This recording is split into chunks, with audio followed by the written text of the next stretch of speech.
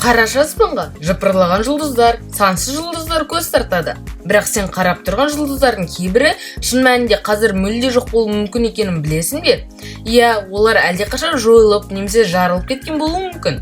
Бірақ біз әлі күнге дейін олардың жарығын көріп отырмыз. Неге бұлай? Қазір бәрін түсіндіріп беремін.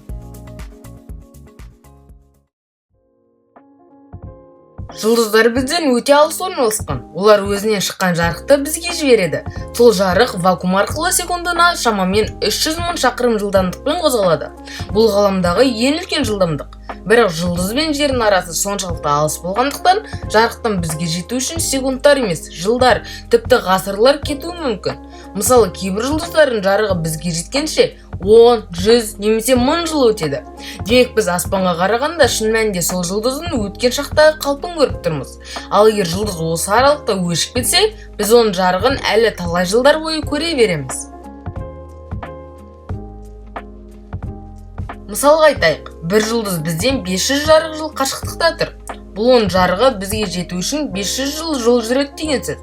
Басқаша айтқанда, бұл саған 500 жыл бұрын жазылған хат бүгін ғана қолына тиюмен бірдей.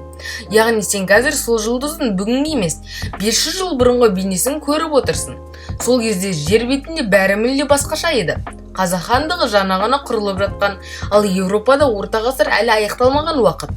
Ал жұлдыздың сол дәуірдегі жарығы бізге енді ғана жетіп отыр. Аспанда Бетельгезе деген алып қызыл жұлдыз бар. Ол бізден 642 жарық жыл қашықтықта орналасқан. Егер ол дәл қазір жарылса, біз бұл ғажайып оқиғаны тек 642 жылдан кейін ғана көреміз. Яғни бүгінгі көріп тұрған жарық жұлдыздың 642 жыл бұрынғы ескі фотосы ғана. Аспанға қарау өткенге сайғақ жасау сияқты. Әр жұлдыз бізге жарық арқылы мыңдаған, кейде миллиондаған жыл бұрын болған оқиғаны жеткізеді. Бұл нағыз ғаламдық уақыт машинасы. Біз бүгінгі сәтте тұрып, сонау алыстағы жұлдыздардың өткенін көріп отырмыз.